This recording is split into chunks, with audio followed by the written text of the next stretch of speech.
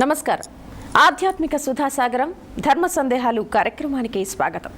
ప్రేక్షకులు తమకు కలిగిన ధర్మ సందేహాలను ఈ కార్యక్రమానికి ఉత్తరాల ద్వారా, ఈమెయిల్స్ ద్వారా రాసి పంపుతూ సందేహ నివృత్తి గావించుకుంటున్నారు. మరి ఈ రోజు కార్యక్రమంలో అటువంటి కొన్ని సందేహాలను నివృత్తి చేయడానికి మనతో పాటు ఉన్నారు ప్రముఖ ఆధ్యాత్మికవేత్త, రచయిత, గ్రంథకర్త, రామాయణ ప్రవచనానికి పర్యాయ పదంగా నిలిచిన వారు, మీ అందరికీ సుపరిచితులైన డాక్టర్ శ్రీ మైలవరపు శ్రీనివాసరావు గారు. మరి వారి ద్వారా ఈనాటి కార్యక్రమంలో కొన్ని సందేహాలను నివృత్తి చేసుకునే ప్రయత్నం చేద్దాం.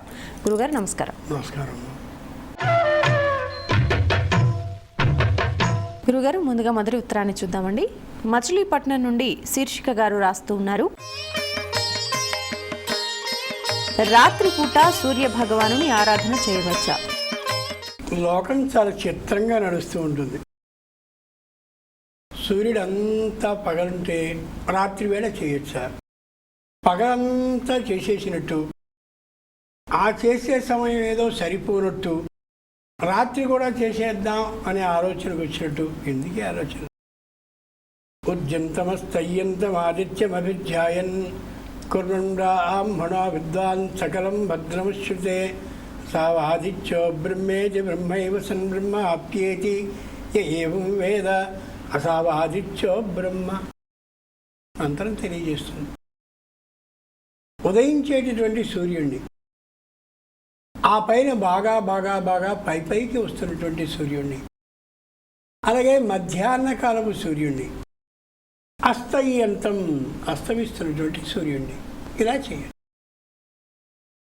సూర్యుడు ఉదయించక ముందు చేయాలి, సూర్యుడు ఉదయించాక చేయాలి, మాధ్యాహ్నికం అంటే మధ్యాహ్నం సరిగ్గా పైనప్పుడు చేయాలి, అపరాహ్న కాలంలో చేయాలి, తరువాత అస్తమించేటువంటి కాలంలో చేయాలి. ఈ 5 సందర్భాల్లోనూ చేసేటటువంటి 5 విధాలకి ప్రయోజనాలు వేరువేరుగా ఉంటాయి, విధానాలు వేరుగా ఉంటాయి తప్ప రాత్రి వేళ సూర్యుడిని పూజించుకొని ఎక్కడా ఎవరు చెప్పరా.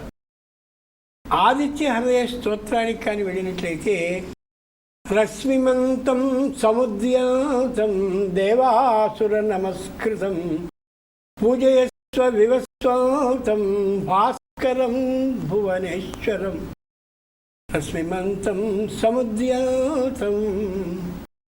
అలా ఉదయించి పైకి వచ్చేటటువంటి సూర్యుడిని ఆరాధించమన్నారే తప్ప రాత్రి వేళ ఆ సూర్యుడిని ఆరాధించాలి అని అనుకోవడం అది సరికానటువంటి విధానం.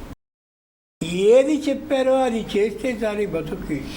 లేని దాని గురించినటువంటి అనుమానాలు తెచ్చుకోవడం కంటే ఉన్నది చెప్పబడింది చేసుకోవడం చాలా మంచిది. మరో ఉత్తరం చూద్దాం గురుగారు.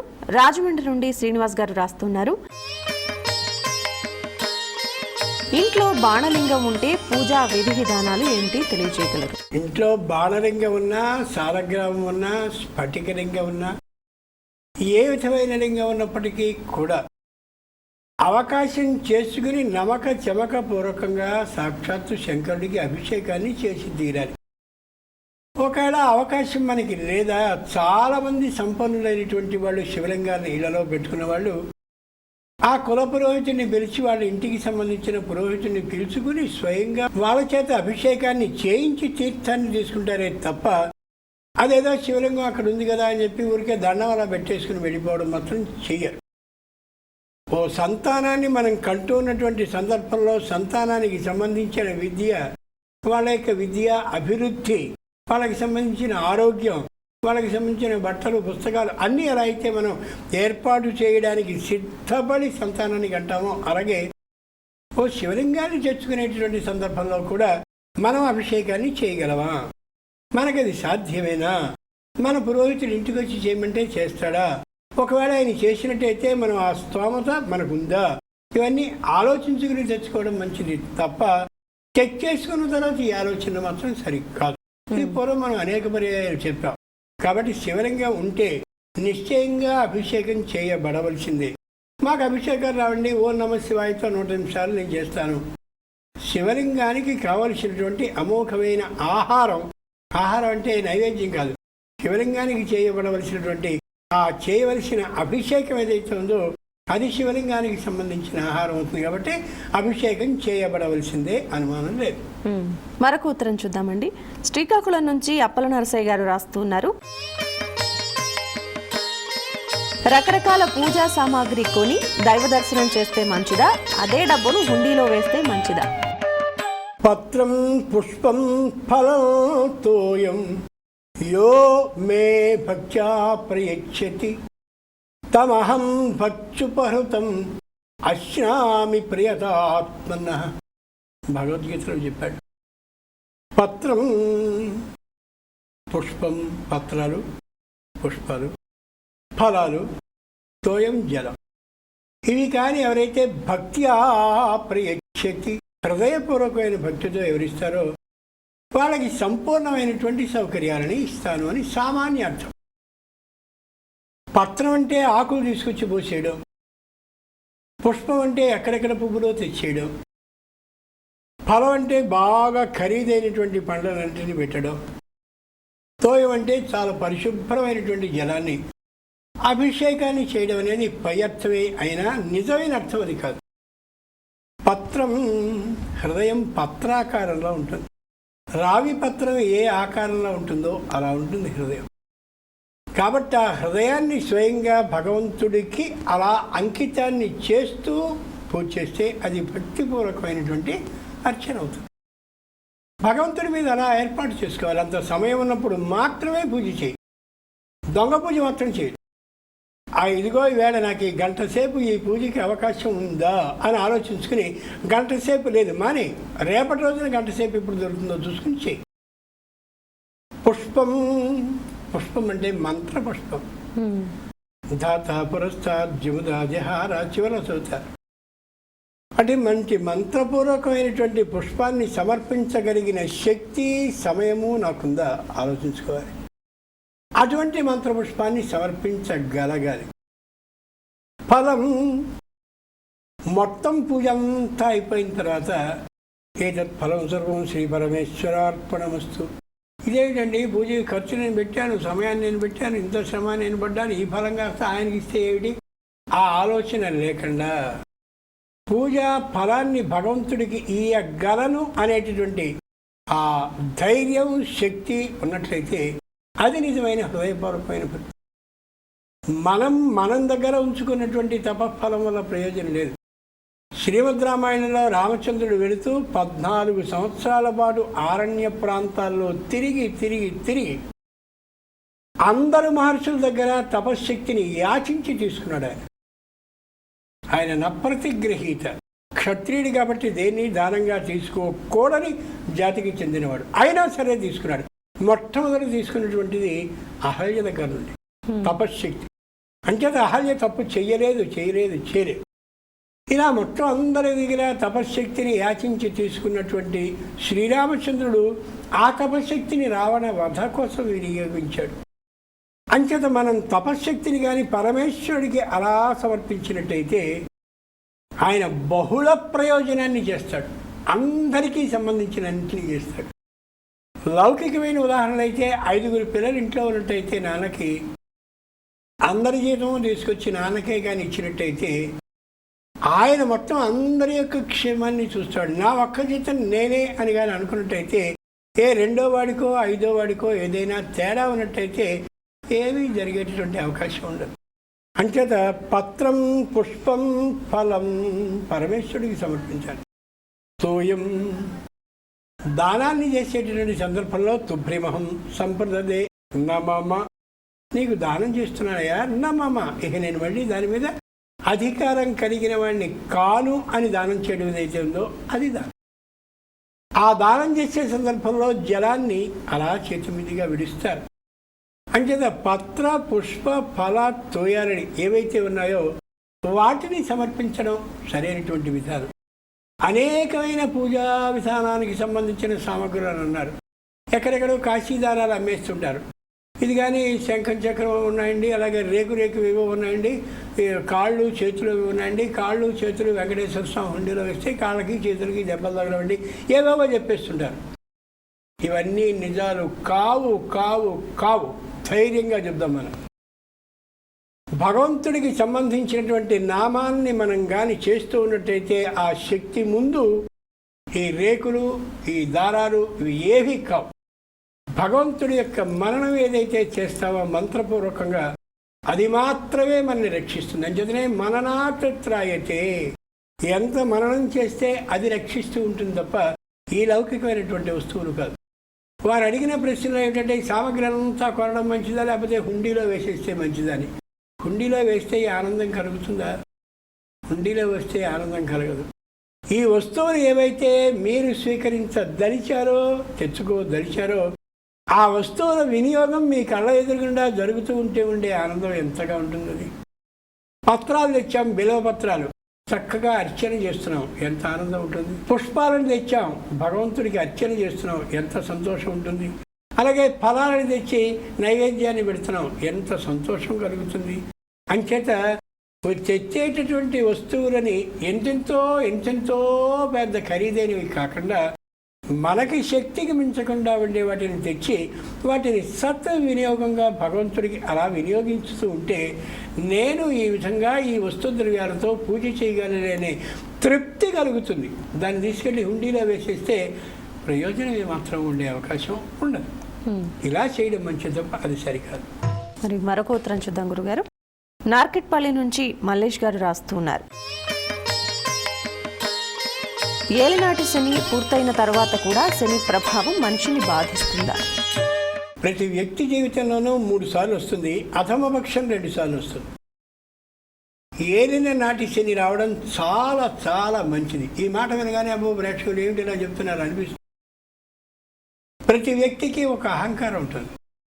ప్రతి వ్యక్తికి నేను అన్నీ చేయగలనే ఒక ధైర్యం ఉంటుంది, ఓ సాహసం ఉంటుంది. ఏలిన నాటి శని ఏం చేస్తాడంటే మన ఎదురుగా ఉండేటటువంటి చుట్టాలందరిలో మనతో పాటు ఉండేటటువంటి ఆప్తులు మిత్రులు అనుకునేటటువంటి వాళ్ళలో మనకి కష్టం వచ్చినప్పుడు ఎవరు నిజంగా మన పక్కన నిలబడి మనకు సహకరిస్తారో, కష్టాన్ని దాటించేందుకు వెంట ఉంటారో వాళ్ళని తెలియచేస్తారు. బ్రహ్మాండమైనటువంటి జీవిత పాఠాన్ని నేర్పగలిగినటువంటి ఒకే ఒక గ్రహం శని గ్రహం.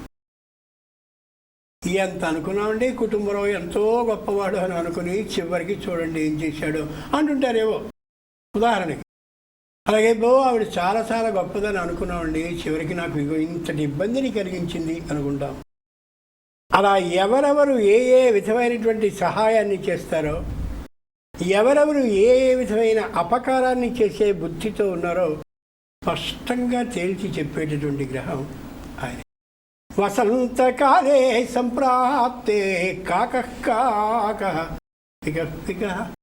వసంతకాలం వచ్చిన తర్వాత ఏది కాకో ఏది కోకిలో ఎలా తెలిసిపోతుందో, ఆ వసంతకాలం రాకముందు 2 గుడ్లు సమానంగానే ఎలా ఉంటాయో అలా మనుషులు ఎవరో స్పష్టంగా చెప్పగలిగిన శక్తిని మనకి కళ్ళ ఎదురుగా ఇచ్చే అమోఘమైనటువంటి గ్రహం శని గ్రహం. అంచేత ఏలిన నాటి శని వచ్చిన తర్వాత చాలా జాగ్రత్తగా ఉంటాడు ప్రతి వ్యక్తి కూడా. పూర్వపు పొరపాట్లని చెయ్యడు. ఏదైనా చేయబోయేటప్పుడు నేను పొరపాటు చేస్తానేమో అని ఆలోచిస్తాడు. ఆలోచించి ఏదైనా పొరపాటు జరుగుతున్నప్పుడు పెద్దల్ని కనుక్కోవడమో అనుభవజ్ఞుల్ని సంప్రదించడమో చేస్తాడు. అంతకుముందు అబ్బాయి నాకు అన్నీ తెలుసు, అహంకారం ఆ స్థితిలో ఉండి పూర్తిగా పడిపోయి అప్పుడు తెలుసుకోగలుగుతాడు. అంచేత గుర్తుంచుకోదగిన విషయం ఏంటంటే ఏలిన నాటి శని మనని మనకుగా ఒకసారి పరీక్షించుకోగలిగిన శక్తిని ఇచ్చే అద్భుతమైనటువంటి అవకాశం, అదృష్టం అర్థం. ఆయన ఏలిన నాటి శని అయిపోయిన తర్వాత ఇంకా ఆయన బాధ చేసేదే ఉంటుంది. ఆయన ఏ కాలంలో ఉండాలో ఆ కాలంలో బాధించకుండా ఉండడు. ఆయన కాలం అయిపోయిన తర్వాత బాధించాల్సిన అవసరం ఆయనకు ఉండదు. ఇది గుర్తుంచుకోవాలి. వాడు చాలా ఖచ్చితమైన సమయ నియమాన్ని పాటించేటటువంటి ఉత్తమ వ్యక్తులు వాడు. దాన్ని బాగా గుర్తుంచుకోవాలి. అమలాపురం నుండి షణ్ముఖ గారు రాస్తూ ఉన్నారు. మొదటి సంతానాన్ని దత్తత ఇవ్వవచ్చా? దత్తత అంటే అవతలి వారు పుత్ర అర్థులై అంటే సంతానం కావాలి అని అనుకునే అభిప్రాయంతో ఉండి వీరి నుంచి యాచించి తీసుకుంటున్నారు. మొట్టమొదటి సంతానంగా ఈయన కలిగాడు. నాన్న అమ్మా అని పిలువబడింది వీడి కారణంగానే. అలాంటి పిల్లాడిని అసలు ఎవరైనా ఇవ్వగలరా? కడుపు తరుక్కుపోదు. బలవంతాన భార్యని శాసించి ఇచ్చేయాల్సిందే అని కానీ అన్నట్టయితే భార్య మానసికంగా తీవ్రంగా దుఃఖించి తీరుతుంది.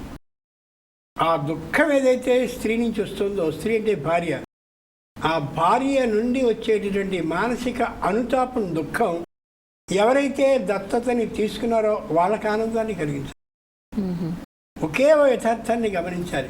మనిషి ఎంత గొప్పవాడు అని వేదం చెప్తుందంటే, ఇంట్లో ఏదో నాన్న ఓ పెళ్లి సంబంధం చూడడం కోసం బయలుదేరుతూ ఉంటే, ఈ సంబంధం కాకుండా ఉంటే బాగుండు, కాకుండా ఉంటే బాగుండు, కాకుండా ఉంటే బాగుండు అని ఇంట్లో పిల్లగాని అనుకున్నట్టయితే ఖచ్చితంగా అక్కడ తేడా వచ్చి తీరు. ఇది ఏ విజ్ఞాన శాస్త్రమో నిరూపించగలిగిన సత్యం కాదు. వ్యక్తి యొక్క హృదయానికి మించినటువంటిది మరొకటి లేదు. అంచేత సంపూర్ణమైనటువంటి ఇష్టంతో కానీ వెళుతూ ఉంటే, పంపిస్తూ ఉంటే అన్ని పనులు జరుగుతాయి. ఈ తల్లి విపరీతమైన దుఃఖాన్ని పొందుతూ అయ్యో ఈ పిల్లవాడిని బలవంతంగా ఇవ్వాల్సి వస్తుంది అని అనుకుంటుంది. కాబట్టి నిశ్చయంగా ఆ దత్తత ఫలించదు, అవతల వాళ్ళకి కలిసి రాదు. ఖచ్చితంగా ప్రథమ సంతానాన్ని ఇయనే కూడదు. రెండవ కారణం ఏంటంటే, ఆ మొదటి సంతానం ఎవరైతే ఉన్నారో వాడికి ఈ శిరస్సుకి సంబంధించినటువంటి కపాల మోక్షానికి, చితికి అదే నిప్పు పెట్టగలిగినటువంటి అవకాశం, అదృష్టం తండ్రికి ఇదిగో వీడి ద్వారా లభిస్తుంది. వీడిని కాస్త ఇచ్చేసుకుంటే ఇంకా ఆయన సాధించగలిగింది, తెచ్చుకున్నది ఏముంది? పొరపాటును కూడా ఇయ్యకూడదు. అనుమానం ఏమొత్తం లేదు. మరొక ఉత్తరం చూద్దాం గురుగారు. బెంగళూరు నుంచి రాజుగారు రాస్తూ ఉన్నారు. పెళ్లి కూతురు పెళ్లి కుమారుడు ఒకరినొకరు చిటికిన వేలు పట్టుకుని నడవటంలోని ఆంతర్యం ఏమిటి? 7 అడుగులు భార్య భర్త అయినటువంటి వాళ్ళు చక్కనైన అగ్నిహోత్రానికి ఉత్తరపు దిశగా తమలపాకులని అక్కడ వేస్తే ఆ తమలపాకుల మీద అడుగుల్ని వేసుకుంటూ పెడతారు. ఏకమిషే విష్ణుస్వాన్వేతు ద్వైర్జే విష్ణుస్వాన్వేతు త్రీణివృతాయ విష్ణుస్వాన్వేతు చత్వారి మాయోపవాయ విష్ణుస్వాన్వేతు పంచపశుభ్యో విష్ణుస్వాన్వేతు షడ్ఋతుభ్యో విష్ణుస్వాన్వేతు సప్తభ్యో హోతృభ్యో విష్ణుస్వాన్వేతు. పురోహితుడికి ఇచ్చే సొమ్ము పూర్తిగానే అందరూ ఇస్తారు, ఇవ్వకపోతే ఆయన ఊరుకోడు. కానీ దురదృష్టకరమైన విషయం ఏంటంటే, ఇవన్నీ మాకు వద్దండి, అవతల మేము వాహనానికి వెళ్ళిపోవాలి, మా వాడికి విమానం కుదరదు. ఏం కర్మ పట్టింది? జీవితంలో ఒక్కసారే కదా చేసుకునేటటువంటిది వివాహం. ఆ వివాహానికి నీకు సమయం సరిపోలేదంటే ఎంత దారుణం. ఎంతమంది దేవతలు అక్కడ చక్కగా వివాహం జరుగుతోందని వధువులో లక్ష్మీదేవి, వరుణులో నారాయణుడు ఉండి వాళ్ళిద్దరూ అక్కడ ఉన్నారు కదా అని ఆశీర్వదించడానికి వస్తే మాకు విమానం సమయం అయిపోతుందని నువ్వు పెడుతున్నావు అంటే నష్టపోయేది ఎవరు? దేవతలా నువ్వా? చూసుకోవాలి. ఏకమిషే శారీరకమైనటువంటి బలం శ్రీ మహావిష్ణువు మాకు ఇప్పించు దంపతులైన వాళ్ళకని మొదటి అడుగు వేస్తారు. ద్వే ఊర్జే శారీరకమైన బలం ఉన్నప్పటికీ కూడా మానసికమైన కానీ బలం లేకపోయినట్లయితే శరీర బలం ఎందుకు ప్రయోజనపడదు. అంచేత మానసికమైనటువంటి బలాన్ని, ఏ పనైనా సరే ధైర్యంగా మేము చేయగలం అనే బలాన్ని ఇద్దరికీ ఇప్పించు. త్రీణి వ్రతాయ గృహస్థ ఆశ్రమ ధర్మం ఏదైతే వేటి నుంచి పాటించడానికి సిద్ధపడుతున్నామో ఈ వ్రతం శాశ్వత వ్రతంగా ఉండేలా. ఆమెను విడుద్దామనే ఊహ నాకు, నన్ను విడుద్దామనే ఆలోచన ఆమెకి లేకుండా శాశ్వతంగా మేము కలిసి ఉండేటటువంటి ఆ విధమైన వ్రత ఆచరణాన్ని చేసే అవకాశాన్ని అనుగ్రహించు మహావిష్ణు. చత్వారి మాయోభవాయ మే ఇద్దరం 4వ అడుగు వేస్తున్నాం, లౌకికమైనటువంటి సుఖాలని అనుభవించాలి. మాకుండే జీతం ఇంత, ఈ జీతంలోనే లౌకికమైనటువంటి సౌకర్యాలని అనుభవించగలిగిన అవకాశాన్ని, అదృష్టాన్ని నువ్వు ఒప్పించు. పంచపశుభ్య పశువు నుంచి వచ్చేటటువంటి పాలు, పశువు నుంచి వచ్చేటటువంటి పెరుగు, పశువు నుంచి వచ్చేటటువంటి నెయ్యి, ఇవి మా ఇద్దరి ఆరోగ్యాన్ని భంగపరచకుండా ఉండేలా చేయి. కొంతమందికి మజ్జిగ వాసన పడదు, కొంతమంది పెరుగు అసలు చూడలేరు, బో అంటుంటారు. కొంతమంది నెయ్యి అనారోగ్యాన్ని చేసే స్థితి వస్తుంది. 5వ అడుగు కానీ అవేళ వివాహంలో అగ్నిహోత్రానికి ఉత్తరముఖంగా ఇద్దరు కలిసి వేస్తే తప్పక అనుకూలించి తీరుతుంది.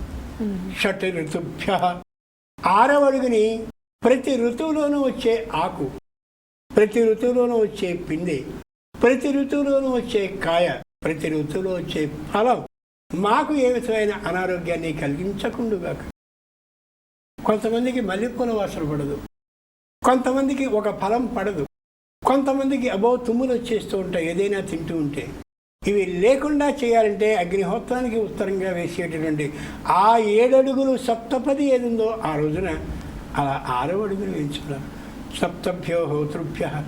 ఎవరైతే దంపతులుగా అవుతారో ఆ దంపతులైనటువంటి వాళ్ళకి సకల సౌఖ్యాలు లభించాలి, సకల ఆనందాలు లభించాలి. 2 చేతులా ఆశీర్వదించే ఏ హోమాన్ని చేసే హోతలైతే ఉన్నారో వాళ్ళ అనుగ్రహం మా ఇద్దరికీ సంపూర్ణంగా లభించేలా చేయవలసిందని మహావిష్ణువు ప్రార్థిస్తూ 7వ అడుగు వేస్తారు.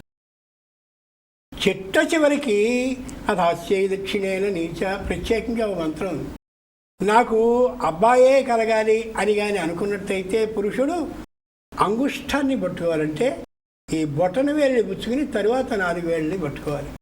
లేదు నాకు కన్య ఆడపిల్ల కావాలి అనుకున్నట్టయితే అంగుళ్య, ఇది స్త్రీ, అంగుళి అనేది స్త్రీలింగం, అంగుష్ఠ అనేది పుంలింగం. కాబట్టి ఈ 4 వేళ్ళని పుచ్చుకుని అలా ఆ తర్వాత ఈ వేలిని పట్టుకోవాలి. దాన్నే పాణిగ్రహణము అంటారు. ఇంకే తప్ప చిటికిన వేలు పుచ్చుకోవాలని ఎక్కడా లేదు.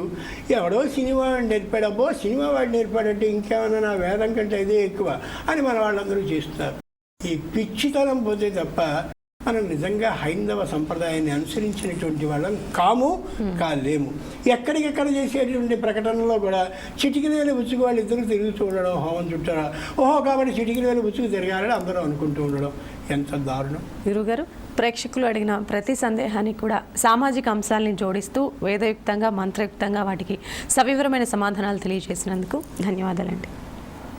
మరి వీక్షించారు కదా నేటి ధర్మ సందేహాలు కార్యక్రమాన్ని. మరి మీకు కూడా ఇటువంటి సందేహాలు ఉన్నట్లయితే మీ సందేహాలను ఉత్తరాల ద్వారా, ఈమెయిల్స్ ద్వారా మాకు రాసి పంపండి.